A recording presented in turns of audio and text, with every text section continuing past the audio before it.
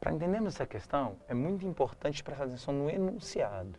Ele fala que tem um cilindro provido de um pistão móvel. Esse pistão não tem atrito e contém um gás ideal. Qual dos gráficos a seguir representa qualitativamente o comportamento incorreto quando a pressão ou o volume são modificados? Nós vamos modificar a pressão ou o volume, ou o volume, sendo mantidas constantes temperatura e a quantidade de gás. Então, o que nós podemos dizer desse enunciado, para ficar mais atento na hora de analisar o gráfico, é que a temperatura é constante.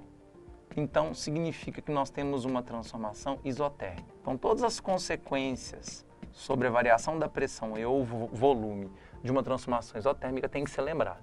E a quantidade de gás constante significa que o número de mols de gás não se altera, é constante também. E a gente sabe que tem uma outra constante para os gases, que é a constante universal dos gases, e que algumas horas aqui pode nos ser útil. Eu vou começar a analisar da letra E para o oposto. Olha o que ele mostra na letra E. Se a gente variar o volume, o produto, ou seja, a multiplicação entre a pressão do gás e o volume do gás permanece constante. Isso está certinho. Por quê? Quando a transformação ocorre a temperatura constante, o produto pressão pelo volume, ele sempre vai ter o mesmo valor que de outra situação.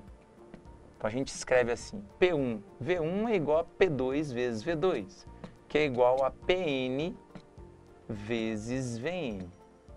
Não confundir o fato de produto, pressão, volume ser constante com dizer que esse valor constante é a constante universal dos gases, porque não é. O que nós estamos dizendo é que o produto, a multiplicação da pressão pelo volume do gás a uma temperatura constante, quando essa transformação acontecer, sempre vai gerar o mesmo valor. Então, cuidado. A letra E está bonitíssima, não tem erro nela. A letra D fala do inverso do volume e a relação com a pressão. Bom, a gente sabe que numa temperatura constante, pressão e volume são grandezas inversamente proporcionais. Então, se eu analisasse P por V sozinho, eu teria um gráfico assim, ó, P por V. O ramo de uma hipérbole equilátera. Mas como eu não estou analisando P por V, eu estou analisando o inverso de V, eu estou fazendo agora com que as grandezas P e V passem a se relacionar de modo diretamente proporcional. E o gráfico de duas grandezas diretamente proporcional é aquele gráfico que ou sai da origem ou o prolongamento dele chega à origem. Então, portanto, esse gráfico da letra D está lindo, já que ao invés de eu estar analisando a relação P por V, eu estou analisando a relação P pelo inverso de V. Quando eu faço esse inverso, aí as grandezas P pelo inverso de V passam a se relacionar de modo diretamente proporcional. Então a D está linda também. Vamos ver a letra C. Quando você varia o volume, o produto PV dividido pela temperatura é uma constante.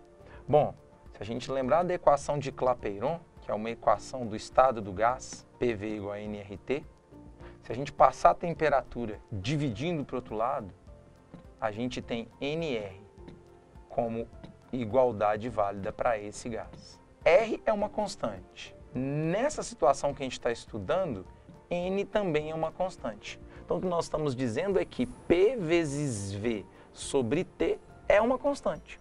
Moral da história, por mais que eu modifique o volume, o produto PV sobre T, que equivale a NR, que são constantes, é também uma constante. Então por isso que o gráfico está retinho, mostrando que esse valor não muda independente do volume. Tá certo?